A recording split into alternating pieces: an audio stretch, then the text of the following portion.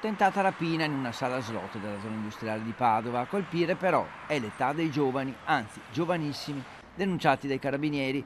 Si tratta di due ragazzi di 14 e 15 anni, fuggiti poi a bordo di un'auto e intercettati dai militari e denunciati al Tribunale per i minori di Venezia. I due giovani sarebbero entrati distraendo l'addetto alla cassa e mentre uno dei due copriva la visuale, l'altro cercava di prendere il denaro. A quel punto l'uomo avrebbe capito cosa stava succedendo, cercando di fermare uno dei ragazzini che ha reagito spingendo l'adulto e fuggendo col complice che ha perso per strada il denaro. A quel punto i due sono riusciti a salire su un'auto, fuggendo.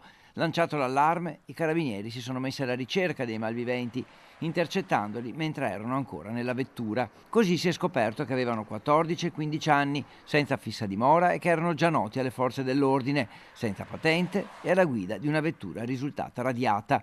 Accompagnati in caserma, i due minorenni sono stati denunciati per tentata rapina in concorso e poiché non è stato possibile rintracciare alcun familiare a cui affidarli, sono stati portati in due distinte comunità del Padovano.